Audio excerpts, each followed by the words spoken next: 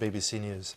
Now, an investigation has found that it's still too easy for children to buy knives on the high street. That's despite major retailers pledging to end illegal sales.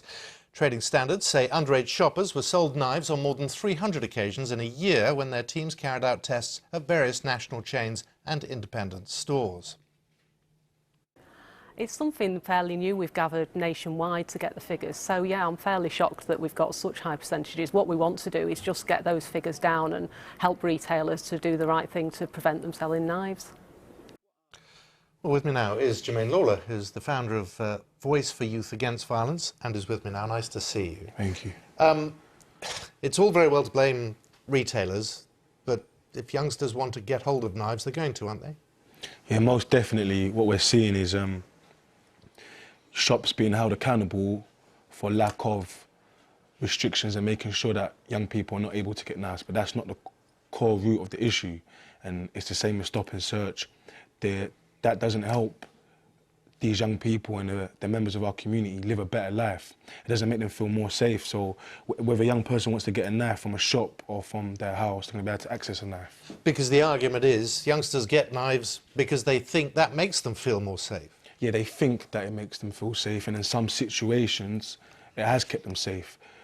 More than often, it puts them in danger and other people in danger, and we're seeing from a lack of education and lack of support from organisations and that are actually able to provide safety for our young people in these communities and in these situations. Our young people are at war.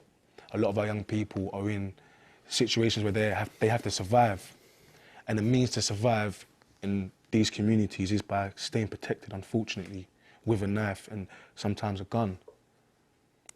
You still wear a bulletproof vest? I don't anymore, but there were occasions where more than often I would have to, and in the communities that I work in, you usually feel that you do have to stay protected. When you appear on programmes like this, and then you go back into the community, is that a problem?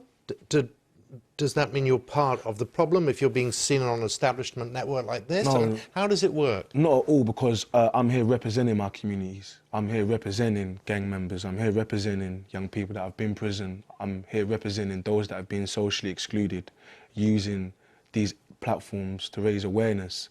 So I'm here providing solutions and alternatives. Voice for Youth Against Violence, what they specialise in is co-producing with young people. So when we work alongside young people in communities, we don't go into the communities saying this is what's got to be done. We go into the community saying what are the issues? How can we tackle these issues? When I work with young people and I mentor them, I don't tell them what to do.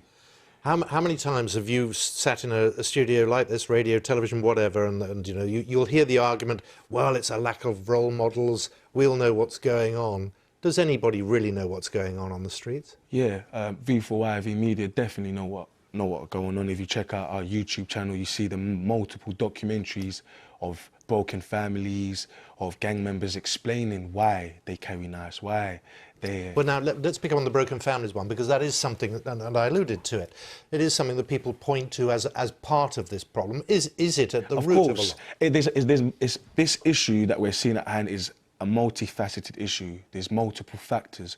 I've been coming on these platforms for nearly a decade, talking about social exclusion, equality, racism, poverty, knife crime, and how we can empower young people. I believe, and I always believe, that it is a joint effort. It is those things you said, lack of a role model. It is lack of having a strong parental supervision in place. It's lack of education, it's greedy politicians, it's corrupted leaders that are leading our communities and our young people down a road that's very one-sided, and then we're telling young people and members of society that this is one thing, but we're actually living another thing. You know, we can't keep talking about the same issue. It's actual, we need to see action, and that's what we specialise in. And it is important to talk about these problems because hopefully you can inspire someone else. Hopefully someone else will listen and say, you know what, I'm going to use my life experiences to go and help someone else. Or you know what, I've got a little brother, or I know someone who's in a gang. Let me share my experiences with that person. But it's not just communities, it's politicians, it's leaders, it's bankers, it's the whole of society. How helpful is it, Jermaine, when gang members, young people look at the telly, look at the news, if indeed they they're bothered about that, and they see the mess of politics in this country at the moment, the lack of leadership, the very things that you're saying does not seem to be there for many at the moment. Most definitely, and I feel that young people, especially over the decades that I've been working with young people and representing young people, especially young people that have come from poverty and come from the streets predominantly, their voices don't feel heard. Their voices don't feel valued. And we're seeing that by the lack of, and it's so cliche, but youth clubs. How many times do we have to say lack of youth clubs, youth centres? Because cuts have been made, and we hear all the time, 100 million's been put in, 50 million, 20 million, 10 million. We don't see that in our communities. We don't see that in the conditions of our housing. We don't see that in our education prospects for our young people. Why don't we put that money into the other areas that are so vitally important? And yet, here we are in the 21st century, there's the internet, you've mentioned YouTube. There are ways that there never were before of getting messages like this out there. Most definitely. Again, Voice for Youth Against Violence, V4Y Media, specialise in using media as a platform to encourage, inspire and explore social issues that other media companies don't and won't explore. Maybe because they don't have that relationship with the community, maybe because it's controversial to actually explore and bring exposure to some of the conditions that our young people are actually living in. I don't believe that enough people understand the depths or the seriousness of the situation collectively, you know, as much as the communities that are actually affected by that loss of son or daughter.